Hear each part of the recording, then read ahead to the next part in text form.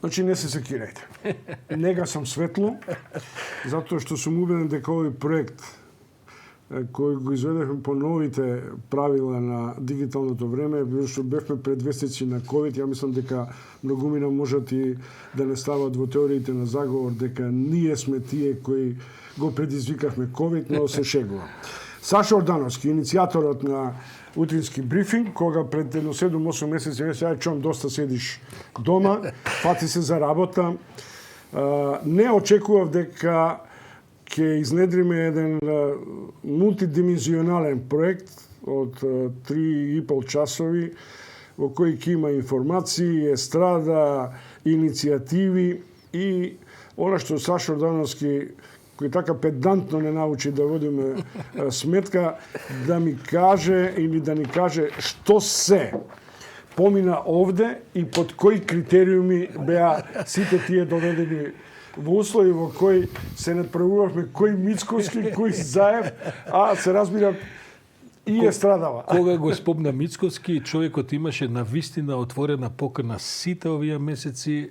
Бевме понекогаш и во поинтензивна комуникација. За жал, не најде време да дојде да гостува. Ти глупаш и на почетокот со добро, ама ја мислам дека нема потреба да се плашат политичари. Што е утрински брифинг според тебе? Бидејќи дали ти е идејата задоволена на оден начин, реализирана? Морам да кажам дека идејата ги надфрли моите очекувања во спроведувањето, особено во условите во кои што работевме. Бидејќи ние почнавме негде на крајот на декември, да кажам само дека имавме 143 изданија до денеска.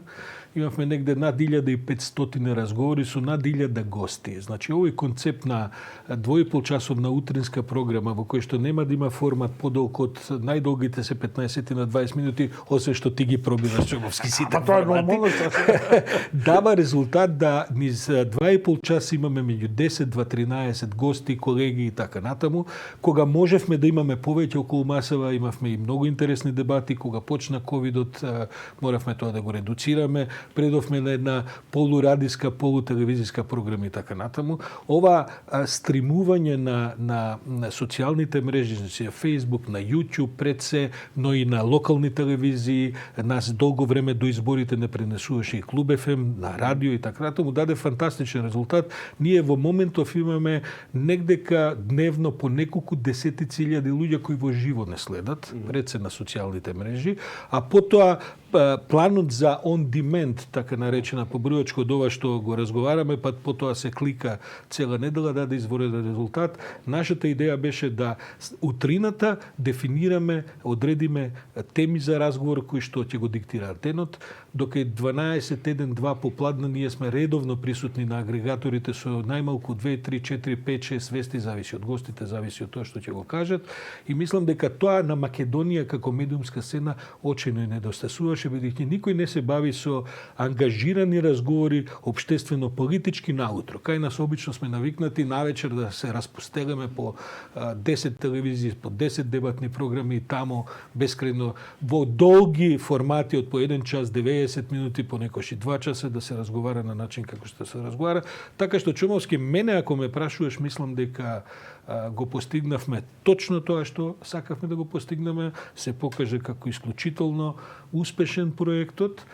Тоа немаше да биде можно без целата екипа, значи осен јас и ти, кои што еве решивме да не седиме дома и така, секако помладите колеги Атовска, Чаловски, Дејан Андоновиќ, Александар Петревски, Бубевска, колешката Спасеновска, доскоро и колегата Селмани, Дамјан Варошлија кој што седи во позадината околу целата пласманот на социјалните мрежи, како и Сега ќе ми пише дај наслов. Како и целата техничка екипа од уште 5-10 луѓе и така, иако работиме во крајно редуцирани услови последниве 4-5 месеци, успеавме, ми се чини, заклучно со денеска, да придонесеме кон она што се вели еден општествен разговор за темите во Македонија. Каков е ефектот на мултидисциплинарноста, мултимедиумската презентација на утрински брифинг, со оглед на фактот и самиот рече локални телевизии, радио, слободен печат, нашиот утрински брифинг на Facebook и на дали ефектите може да бидат мултиплицирани во... Никош не сум те прашал зошто ние не сме придени кон тоа да правиме подолгорочна и, односно, по-долга презентација на утински брифинг. Дали е тоа во капацитет или ковид не спречи на време? Морам да кажем дека јас се залагам за вакви формати. Значи, јас мислам дека иднината е прво што помалку телевизиска, не само кај нас, така иднината на медиумите во светот. И второ, иднината не дозволува, како да кажем, презентирање од по час, два, три пред публиката, бидејќи многу малку луѓе, особено новиве генерации што доаѓаат и кои што се веќе дојдени, нема ова веќе иднина. Тоа е таа, имаат капацитет и она што се вика attention span, значи за внимание, можност од 5, 10, 15 минути. Па јас и ти немаме време сега да одседнеме и да одгледаме нешто што е 40 минути. Така што ако продолжуваме од септември, а тоа е намерата, ќе продолжиме со сличен формат. Имаме голем притисок да продолжиме програмата и после 10 часот. Ние и така ја пробиваме и денеска веќе сме во 10 и 2-13 минути, ќе ја пробиеме до 10 и пол, но мислам дека ќе отидеме да барем уште 1-2 часа негде каде опладне, не повеќе од пладне, и да понудиме и друг тип на содржини. Значи малку кои што ќе бидат позабавни, можеби повеќе насочени кон конкретни области, не знам, бизнис, економија и така натаму. Но во секој случај концептот ќе остане ист.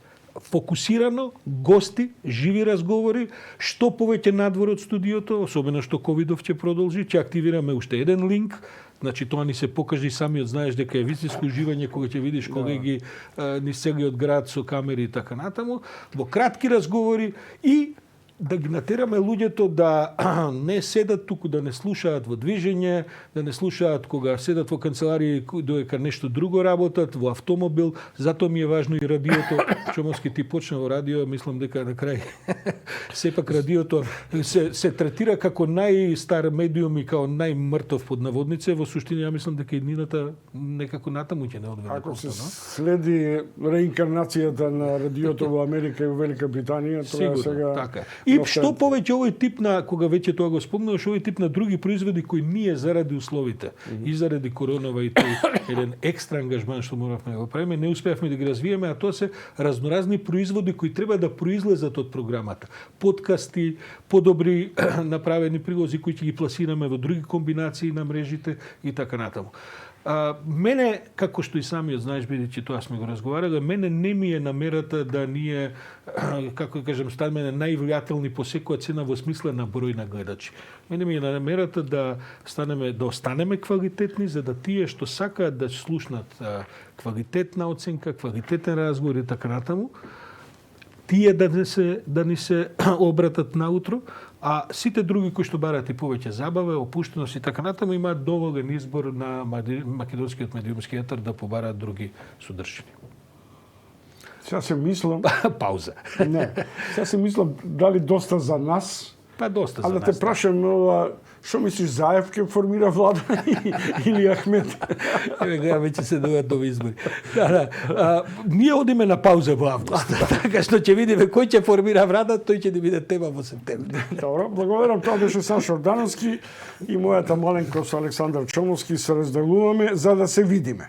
И уште еднаш ви посакувам од екипата на Утрински брифинг да бидете здрави, живи и да не следите каде и да сте, зашто ние сме како коров, ќе никнеме таму каде што не очекувате. Пријатно и се гледаме, не ви кажувам за колку време, но бидете трпеливи. Пријатно и од мене и се најубаво и останете здрави, тоа е сепак најважно во овие времиња кога здравството е вистински предизвик за сите нас. И имајте убаво лето.